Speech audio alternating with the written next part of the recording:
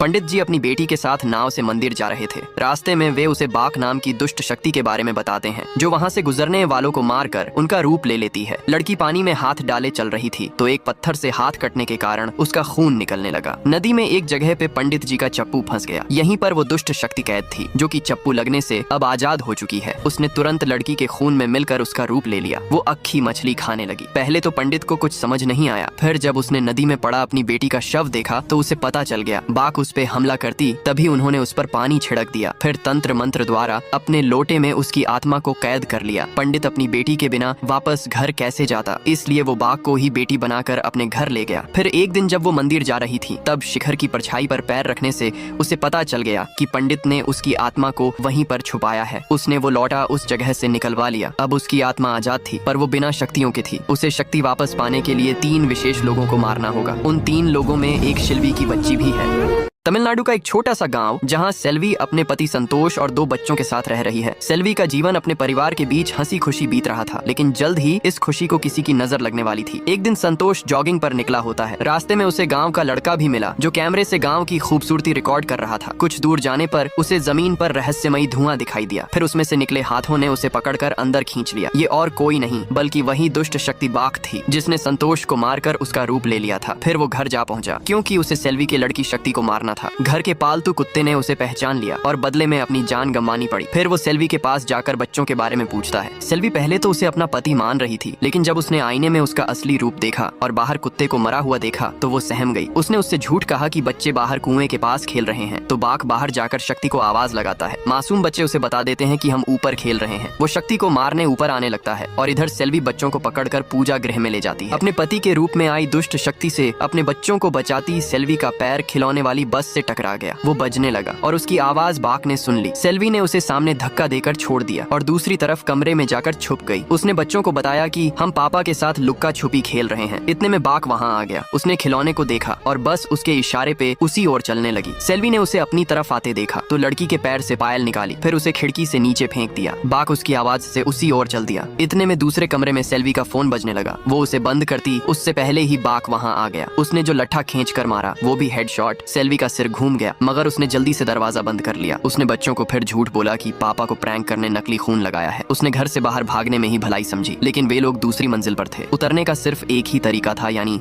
Gallery से कूदना। सेल्वी पहले खुद एक कोना पकड़कर लटक गई, फिर एक हाथ से बच्चों को अपने पीछे बिठाती। इतनी ताकत तो जिम करने वालों में भी नहीं होती, और ऐसे वे दोनों नीचे उतर गए। मगर गैलरी से लटकी सेल्वी जब नीचे कूदने ही वाली थी कि बाघ ने उसका हाथ पकड़ लिया। वो कहने लगा, इन हाथों में बहुत जान है, ये हाथ मुझे दे दे। सेल्वी ने कहा नहीं और गुस्से में उसने सेल्वी की उंगलियां तोड़नी शुरू कर दी। दर्द से छटपटा रही सेल्वी ने विपरीत परिस्थिति में भी सूझबूझ दिखाई और साइड में टंगे गमले को उसके सर पे दे मारा और नीचे गिर पड़ी। वो सीधे बच्चों के पास गई और उन्हें गाड़ी में बैठने को कहा, मगर गाड़ी चलती कैसे जब चाबी ही नहीं थी। बच्चों को वहीं रहने का कहकर वो फिर से घर की ओर चल पड़ी और सामने खड़ा मिला बाघ। सेल्वी ने सरिया उठा लिया, मगर मारती कैसे। वो पति के रूप में जो था, नमन है ऐसी पतिव्रता स्त्री को। बाघ उसे लात गुस्से मार रहा था। नादान बच्चे अचरज भरी नजरों से देख रहे थे। कपड़ों के पीछे से सेल्वी बच्चों को कहती, प्रैंक चल रहा है। उसने सेल्वी को लात मार के नीचे फेंक दिया, फिर पैर पकड़कर घसीटने लगा तो सेल्वी ने पानी का पाइप उठाकर बच्चों को कहा कि देखो पानी दे रही हूँ। सच्चाई से अनजान बच्चे ये सब देखकर खुश हो रहे थे। अंत में बाघ ने उसके गले में कुएं की रस्सी डाली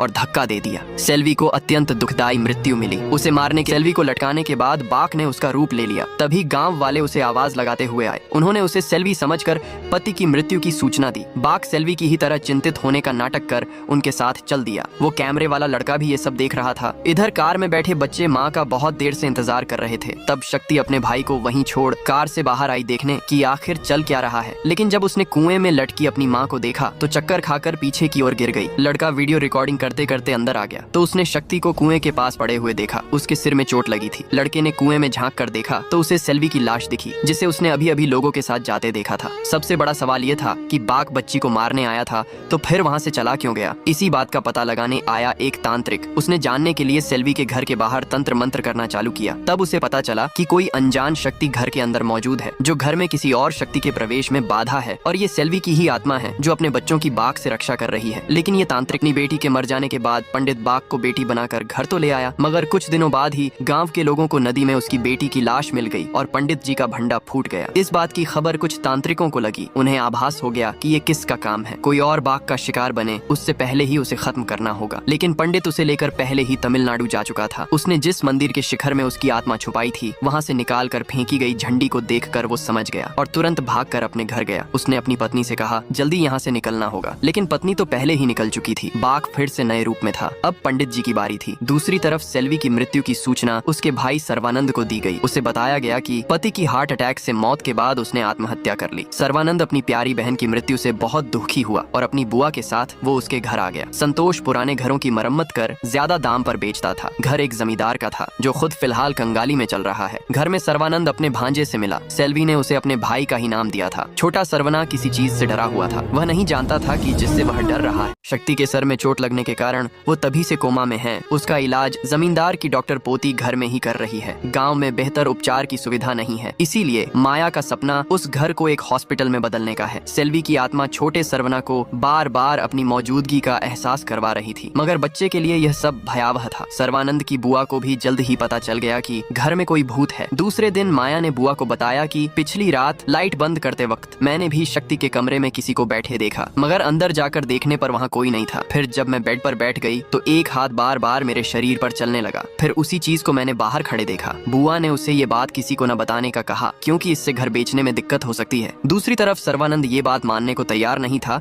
कि उसकी बहन ने आत्महत्या की है। वो सरपंच के बेटे के साथ पुलिस स्टेशन जाता है इस आशा से कि पुलिस इस केस को हत्या मानकर जांच करें, लेकिन पुलिस इंस्पेक्टर ने उसके साथ बदसलूकी की। घर आते वक्त सरपंच के बेटे ने सर्वानंद को 2 सेल्फी देखने की बात बताई और उस दिन की कैमरा रिकॉर्डिंग भी दिखाई।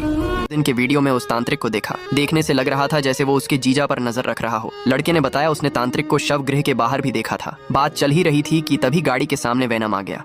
वो गाड़ी के ऊपर से निकल गया। फुल डर का माहौल, ऊपर से गाड़ी भी चालू नहीं हो रही थी, लेकिन सर्वानंद को तो जानना ही था, तो गाड़ी से उतरकर उसका पीछा करने लगा। वो जंगल में कहीं गायब हो गया, मगर थोड़ी दूर कोई खड़ा था। सर्वानंद का जरा सा ध्यान हटा और वो भी गायब। इधर लड़का बाघ से जूझ रहा था, उसके चारों ओर धुआं फैल गया। फिर लड़का कार समेत गायब। रह गया बस कैमरा। सर्वानंद ने देखा तो वो चालू था। रिकॉर्डिंग में फिर वही बाबा दिखाई दिया। अगले दिन सर्वानंद माया के साथ गांव में होने वाले महा उत्सव वाली जगह गया। माया उसे बताती है कि ये उत्सव हर साल होता है। पीछे खड़ी विशाल देवी प्रतिमा का निर्माण महीनों पहले शुरू हो जाता है और अंत में देवी त्रिशूल से सामने खड़े बड़े से राक्षस का अंत करती है। ये नजारा देखने लायक होता है। सर्वानंद उसी रास्ते से वापस घर जा रहा था, तब उसने एक कुत्ते को जूता ले जाते देखा। वो सरपंच के बेटे का था, जो कि अब इस दुनिया में नहीं रहा। एक के बाद एक लोगों का मरना और सभी जगह बाबा का दिखाई देना। सर्वानंद ने जब बाबा को देखा तो वो उसे पकड़ने दौड़ा, मगर वो दूसरे रास्ते से निकल गया। फिर सर्वानंद पुलिस के पास गया, तब हवलदार उन्हें दूर जंगल से होते हुए एक छोटे से मंदिर में ले गया। यही मंदिर बाबा के रहने का स्थान है। थाल में रखे कुमकुम में कुछ फोटो पड़े हुए थे। फोटो सेल्वी, संतोष और सरपंच के बेटे के हैं। वहाँ चौथा फोटो भी है जो कि शक्ति का है। अब इंस्पेक्टर को भी विश्वास हो गया कि बाबा का इससे लेना देना है। वापस जाते वक्त बाबा पेड़ के ऊपर से उन्हें देख रहा है और उसके हाथ में है इंस्पेक्टर का फोटो। सर्वानंद जब घर में रखा एल्बम देख रहा होता है तो उसे शक्ति के बर्थडे की तस्वीर दिखी। तस्वीर देखकर उसे पता नहीं क्या सूझा और वो सीधे उस जगह आ गया जहाँ लोगों का डांटा रखा था। खोजबीन करने पर पता चला कि मरने वाले सभी लोग एक ही तारीख को पैदा हुए थे। उन लोगों में शक्ति और इंस्पेक्टर भी शामिल है, लेकिन उन सभी में एक बात और कॉमन है, सभी के शरीर पर एक निशान बना हुआ है। सर्वानंद ने माया को सारी बात बताई और शक्ति को दूसरे कमरे में शिफ्ट कर दिया। फिर उसे माया के हवाले छोड़कर वो इंस्पेक्टर को आगाह करने चला गया। इंस्पेक्टर उस बाबा को पकड़ने में लगा था। इधर घर में पंडित ने दस्तक दे दी, या कहे पंडित के रूप में बाघ पंडित के रूप में घर आकर शक्ति से मिलने की जिद करने लगा और उन्होंने उसे घर में आने देने की गलती कर दी। उसके अंदर घुसते ही बिजली चली गई। सेल्वी ने रास्ते में लाइट फेंक दिया, मगर बाघ कांच पर से चल के निकल गया। फिर उनके बताने से पहले ही वो शक्ति के कमरे की ओर जाने लगा और तब माया को शक हुआ तो उन्होंने उसे रोकना चाहा, लेकिन तब तक उसने कमरे में घुसकर दरवाजा बंद कर दिया। वो शक्ति को मारने आगे बढ़ने लगा और सेल्वी ने भी अपना विकराल रूप दिखाना चालू कर दिया। बाघ उसके सामने कुछ नहीं था। सेल्वी ने पीछे से उसकी गर्दन पकड़ी और घसीट कर बाहर फेंक दिया और बाघ दुम दबाकर भाग गया। इधर इंस्पेक्टर कुछ करता उससे पहले ही तांत्रिक ने भभूत मारकर उसे बेहोश कर दिया। फिर खींचकर एक जगह ले गया और उसे पर तंत्र मंत्र करने लगा। तभी सर्वानंद वहां आ गया और उसने तांत्रिक को मारना चालू कर दिया। वो कहता रहा, मुझे छोड़ो, हमें उसे बचाना होगा। फिर अचानक इंस्पेक्टर की बॉडी हवा में तैरने लगी। नीचे शूल गड़े हुए थे और इंस्पेक्टर का खेल खत्म। तांत्रिक ने थाने में शुरू से आखिरी तक सारी कहानी सुनाई। वो लोगों को बचाने की कोशिश कर रहा था, मगर 3 में से 2 लोगों को मारने के बाद अब बाघ सिर्फ देव शक्ति से ही परास्त हो सकता है। कोमा में पड़ी शक्ति के शरीर में हलचल होने लगी और अंततः उसे होश आ गया।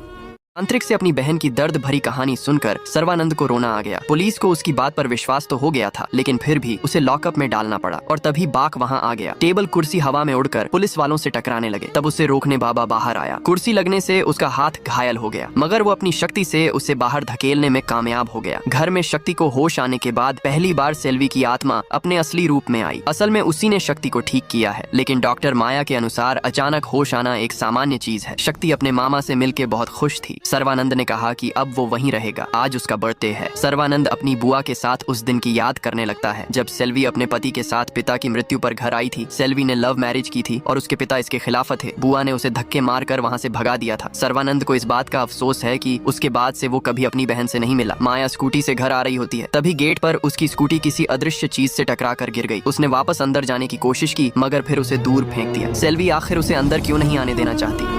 माया के स्कूटी से गिरने के बाद दूसरे लोगों ने स्कूटी अंदर ले जानी चाहिए, लेकिन फिर वही हुआ। तब सर्वानंद को कुछ समझ आया। उसने स्कूटी में रखे माया के एप्रन को उठाया और अंदर फेंका। तब वह भी वापस आ गया। वजह थी उस पे लगा बाघ का खून। पुलिस स्टेशन में हुई घटना के बाद घायलों का इलाज माया ने ही किया था। खून उनमें से किसका है जानने के लिए उसने लैब में दे दिया और तब पता चला कि खून तांत्रिक का है, जो कि हॉस्पिटल से जा चुका है। जब वह बाघ को पीछे धकेलते ही बाहर ले गया था, तभी बाघ ने उसे मारकर उसका रूप ले लिया था और बाकी लोगों को पता भी नहीं चला। घायलों में शामिल सरपंच ने बताया कि बाबा ने उससे एक मदद मांगी थी। उसके अनुसार बाघ को वश में करने शक्ति को चारे की तरह इस्तेमाल करना होगा। इसके लिए पहले बाघ की राह में बाधा सेल्वी के शरीर का दाह संस्कार कर आत्मा को मुक्ति देनी होगी। तो सरपंच ने अपने आदमियों को उसके साथ भेज दिया। इधर सेल्वी की आत्मा अब बच्चों के साथ खुल के रहने लगी थी। पहले की ही तरह वो उन्हें अपने साथ सुलाती, फिर दोनों को नहलाती भी। तीनों साथ में खूब मस्ती करते। सेल्वी अपनी शक्तियों से टूटी हुई चीजों को ठीक कर देती। जब वो बच्चों को खाना खिला रही थी, तभी उसे किसी ने पकड़ा और पीछे की ओर खींच कर ले जाने लगा, क्योंकि बाघ ने लोगों को उल्लू बनाकर सेल्वी की लाश को बाहर निकलवा लिया। फिर अपनी काली शक्तियों से उसकी आत्मा भी अपने पास बुला ली। सेल्वी उससे विनती करने लगी कि मेरे बच्चे मेरी राह देख रहे हैं, मगर जब उसने चिता पर लेटी अपनी लाश देखी तो क्रोध से भर गई। उसने एक जलती हुई लकड़ी बाघ की तरफ फेंकी तो बाघ ने उसे पकड़ लिया। सेल्वी पूरी ताकत से उसे आगे धकेल रही थी, मगर बाघ ने भी मल्टीवर्स ऑफ मैडनेस देख रखी थी। उसने अपने भूत सेल्वी के ऊपर छोड़ दिए। सेल्वी एक एक कर उन्हें खत्म करने लगी। फिर सबको पकड़ के एक गोला बनाया और बाघ को दे मारा। बाघ दूर जा गिरा। फिर सेल्वी साइड एक्टर्स को मारने लगी। तब तक बाघ ने सभी कब्रों से दुष्ट आत्माओं को बुलाना चालू कर दिया। वो सब उसके आसपास मंडराने लगे। बाघ डॉक्टर स्ट्रेंज बनने का पूरा ट्राई कर रहा था,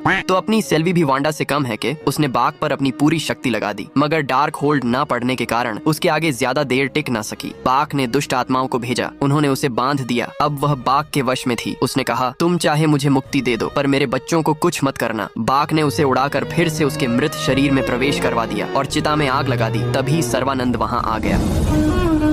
सर्वानंद के पहुंचने तक चिता जल चुकी थी। फिर अग्नि से सेल्वी की आत्मा प्रकट हुई। उसने सर्वानंद से कहा, भैया मेरे बच्चों को बचा लो, और हमेशा के लिए इस संसार से मुक्त हो गई। सर्वानंद ने घर पे फोन कर बताया कि अब बाघ शक्ति को मारने सीधे वहीं आएगा। तो माया ने बुआ और 2 नमूने नौकरों के साथ मिलकर उसे रोकने का प्लान बनाया। उन्होंने कुर्सी टेबल लगाकर रास्ता बंद कर दिया और फिर तांत्रिक यानी बाघ वहाँ आ गया। उसने सिर्फ देखा और रास्ता अपने आप साफ हो गया। फिर वो शक्ति के कमरे की तरफ बढ़ने लगा। तब माया ने कहा कि मैं दूसरी तरफ जाकर कुछ करती हूँ, और तब तक बाघ कमरे में पहुँच गया, लेकिन वहाँ कोई नहीं था, क्योंकि माया शक्ति को लेकर पहले ही महाउत्सव में जा चुकी थी। बाघ भी उसे मारने वहां आ गया और उसी समय सर्वानंद वहां आकर शक्ति को अपने साथ ले गया। दोनों उस बड़े से राक्षस के पुतले के अंदर घुस गए और लिफ्ट में बैठकर ऊपर जाने लगे। बाघ ने उसे पकड़ने अपने जैसे कई बाघ प्रकट कर दिए और लड़ाई शुरू हो गई। तब सर्वानंद ने एक एक कर सभी को खत्म कर दिया। बाघ ने सारी दुष्ट आत्माओं को फिर से अपने अंदर समा लिया। सर्वानंद ऊपर से सब देख रहा था। सामने खड़ी देवी की प्रतिमा के हाथ में स्थित त्रिशूल में आग लगाई जा रही थी। फिर बाघ ने तेजी से ऊपर चढ़ना शुरू कर दिया। शक्ति भी ऊपर चढ़ती जा रही थी, मगर कहां तक भागती। थोड़ा आगे जाने पर सामने खाई थी। वो राक्षस की आंख में खड़ी थी। बाघ भागता हुआ आया और छलांग लगा दी, लेकिन तभी सर्वानंद ने शक्ति को साथ लिया और कूद गया। उसने राक्षस की दाढ़ी में लगी रस्सी को पकड़ लिया और कपड़े पर से होते हुए नीचे रखे कुमकुम के ढेर पर जा गिरे। बाघ वहीं रह गया। इधर त्रिशूल देवी के हाथ से निकल चुका था। असल में सिर्फ त्रिशूल आगे नहीं बढ़ रहा था, बल्कि देवी खुद अपने दिव्य रूप में त्रिशूल लिए आगे बढ़ रही थी। देवी का वह तेजोमयी दिव्य रूप देखने लायक था, मगर बाघ के लिए तो यह डराने वाला था। वो पीछे जाने लगा, मगर देवी ने उसे वहीं कैद कर दिया। डर के मारे उसकी पैंट गीली हो गई थी। तभी देवी ने गर्जना करते हुए